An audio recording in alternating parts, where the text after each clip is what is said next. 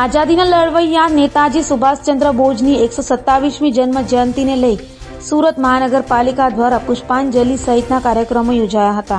સુરત મહાનગરપાલિકા દ્વારા આજે એટલે કે 23મી જાન્યુઆરીના રોજ આઝાદીના લડવૈયા એવા નેતાજી સુભાષચંદ્ર બોઝની 127મી જન્મ જયંતિની ઉજવણી કાર્યક્રમ યોજ્યો હતો। આ કાર્યક્રમમાં સુરત શહેર ભારતીય જનતા પાર્ટીના પ્રમુખ Niranjan Zanzmera, mayor Dakshesh Mavani, deputy mayor, કોર્પોરેટરો અને સુરત મ્યુનિસિપલ કોર્પોરેશનના પદાધિકારીઓ, શાળાના બાળકો પણ હાજર રહ્યા હતા।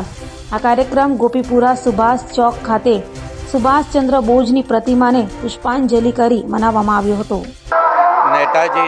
નેતાજી સુભાષચંદ્ર બોઝ નેતાજીની આજે જન્મતિથિ છે, તે નિમિત્તે સુભાષ ચોક ઉપર આજે પુષ્પાંજલિ અર્પણ કરવામાં આવી છે। શહેરના કમિશનર, શહેરના મેયરથી માંડીને શહેર ભાજપ પ્રમુખ બધા જ ઉપસ્થિત રહ્યા છે।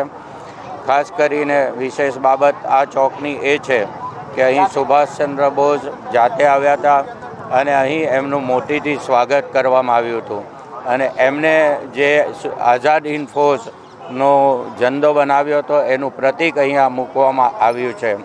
સુભાષચંદ્ર બોઝ એક એવા નેતા હતા, એમને એવી ફૌજ ઊભી કરેલી, તું મુझे ખૂન દો મેં તુમ્हें આઝાદી દૂંગા, એ સૂત્ર આપેલું અને આખા દેશના યુવાનોને જોડેલા અને એક લશ્કરની ફૌજ ઊભી કરેલી, જેને કારણે અંગ્રેજો ગભરાઈ ગયેલા।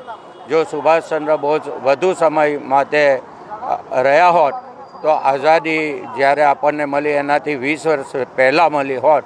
અંગ્રેજો અહીંથી ભાગવાની તૈયારીમાં હતા અને સુભાષચંદ્ર બોઝનું ગુમનામ હત્યા થયેલી છે। આજે પણ એમનું મૃત્યુ તિથિ નક્કી નથી, પરંતુ અમે આજે પણ એમની નોંધ લઈએ છીએ। દેશની આઝાદીમાં એમનો બહુ મોટો ફાળો છે। જો એ હયાત હોત તો પહેલાં દેશના વડાપ્રધાન પણ એ જ બન્યા હોત। ભારત માતા કી જય। આજે સુભાષચંદ્ર બોઝની જન્મ જયંતિ અમારા તમામ ચૂંટાયેલા પ્રતિનિધિઓ, અમારા કાર્યકરો દ્વારા આજે પુષ્પાંજલિ અર્પણ કરવામાં આવી છે। સુભાષચંદ્ર બોઝ આઝાદ હિન્દ ફૌજની રચના કરી અને દેશની આઝાદીમાં ખૂબ જ મહત્ત્વનો રોલ નિભાવ્યો છે। તેમની કુરબાની, તેમનું વ્યક્તિત્વ, તેમની ચાણક્ય નીતિ, તેમની દેશભક્તિ આજે પણ આપને બળ અને પ્રેરણા પૂરી પાડે છે।